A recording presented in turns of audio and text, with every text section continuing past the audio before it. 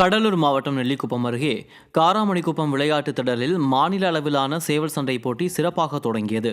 சென்னை உயர்நீதிமன்றத்தின் அனுமதியுடன் நடைபெற்ற இந்த போட்டியில் தமிழகம், ஜம்மு காஷ்மீர், ஜார்க்கண்ட், புதுச்சேரி உள்ளிட்ட பல மாநிலங்களைச் சேர்ந்த 1000க்கும் மேற்பட்ட சேவல்கள் பங்கேற்றன. 2 நாட்கள் நடைபெறும் போட்டியில் நூரி, கதர், ஜாவா, யாகூத், கீரி, பீலா, கிளிக்கொண்டை, வெள்ளைக்கொண்டை, முள்ளு சேவல் போன்ற பல்வேறு வகையான சேவல்கள் கலந்து கொண்டன. இதில் வெற்றி பெற்ற சேவல்களுக்கு பரிசுகள் வழங்கப்பட்டன. தடை செய்யப்பட்ட போட்டிக்காக நீதிமன்ற அனுமதி பெற்று நடைபெறுவது இது கடலூர் மாவட்டத்தில் முதல் முறையாகும்.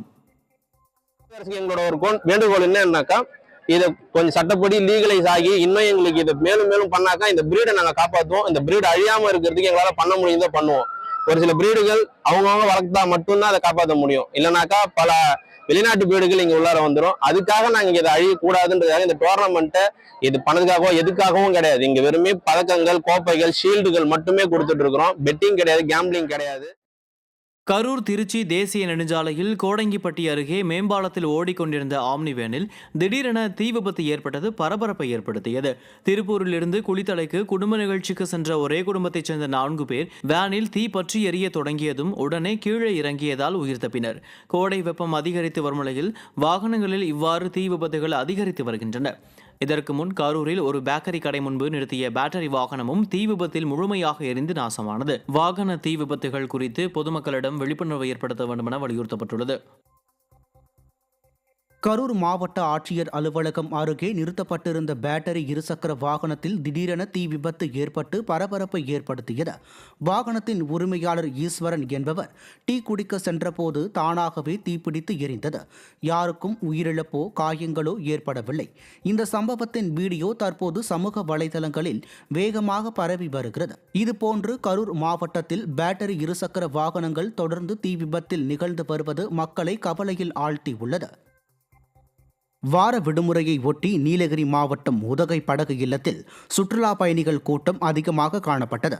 தமிழகம் மற்றும் அண்டை மாநிலமான கேரளா, கர்நாடகா, ஆந்திராவையும் சேர்ந்த ஆயிரக்கணக்கான சுற்றுலா பயணிகள் அரசு தாவரவியல் பூங்கா, ரோஜா பூங்கா, தொட்டபெட்டா சிகரம் உள்ளிட்ட இடங்களை கண்டு ரசித்தனர்.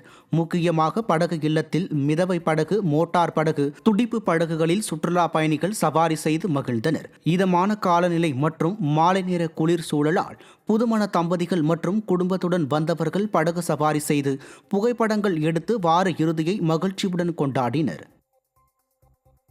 நீலகிரி மாவட்டம் கூடலூர் அருகே ஆமைக்குளம் பகுதியில் தாயகம் திரும்பிய தமிழர்கள் பாரம்பரியமாக நடத்தும் காமன் பண்டிகை விழா சிறப்பாக நடைபெற்றது.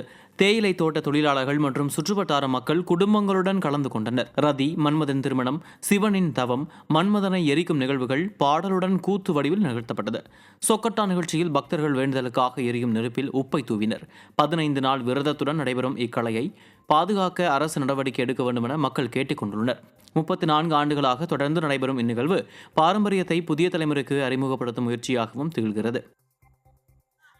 இது ஒரு பண்பாட்டு தொடர்ச்சின்னு தான் சொல்லணும். இது எப்படி ஒரு விழாவையோ அல்லது ஒரு நம்பிக்கையோ சடங்குகளையோ மக்கள் எந்த அளவுக்கு அதை தன்னோட கொண்டுட்டு வராங்க அப்படிங்கிறது தான் இது தலைமுறை சார்ந்த தலைமுறை கடந்த ஒரு பண்பாட்டு ஒரு பதிவாக தான் நம்ம இதை பார்க்க முடியும். காஞ்சிபுரம் மாவட்டம் உத்திரமேரூர் அருகே இறந்தவர் உடலை அடக்கம் செய்வதில் ஏற்பட்ட சிக்கல் காரணமாக பதற்றம் ஏற்பட்டுள்ளது. சித்தமல்லி கிராமம் அருகே மயானம் மற்றும் அதனை சுற்றியுள்ள பகுதியினை தனிநபர் வாங்கிய நிலையில் அங்கு இறந்தவர்களை அடக்கம் செய்யக்கூடாது என நீதிமன்றம் மூலம் ஆணை பெறப்பட்டுள்ளது. இதனால் அதே கிராமத்தைச் சேர்ந்த பெருமாள் என்ற முதியவரின் உடலை அடக்கம் செய்வதில் சிக்கல் ஏற்பட்டுள்ளதால் அங்கு பதற்றமான சூழல் நிலவுகிறது. விடியா திமுக ஆட்சிகள் இருந்தாலும் பிரச்சனை, இறந்தாலும் பிரச்சனை என பொதுமக்கள் விமர்சிக்கின்றனர். தருமபுரி நகராட்சி 31வது வார்டு பாரதிபுரம் 66 அடி சாலையில் பறக்கும் புழுதியால் மக்கள் அவதியடைந்து வருகின்றனர். பாரதிபுரத்தில் கடந்த 4 மாதங்களுக்கு முன்பு பாதாள சாக்கடை திட்ட 2ஆம் கட்ட பணிகளுக்காக தெருக்களில் குழிகள் தோண்டப்பட்டது. தற்போது பணிகள் முடிந்த நிலையில் விடியா நகராட்சி நிர்வாகம் அந்த சாலையை சீரமைக்காமல் அலட்சியமாக விட்டுள்ளது. இந்நிலையில் அப்பகுதியில் வந்து செல்லும் நூற்றுக்கணக்கான லாரிகளால் அடிக்கடி விபத்து, நுரையீரல் பாதிப்பு, மூச்சு திணறல், உணவு, குடிநீரில் புழுதி படிவது என பல்வேறு பாதிப்புகள் ஏற்படுவதாக குற்றச்சாட்டு எழுந்துள்ளது. சார், காலையில் வாக்கிங் போகிறதுல இருந்து ஒரு வண்டியை நிறுத்தினோம்னா கூட ஒரு காருங்க இந்த சைட்லலாம் பார்த்தீங்கன்னா கூட காருங்க நிற்கிறதெல்லாம் தெரியும். எல்லா இடத்துலையும் தூசி அண்டி இருக்குங்க.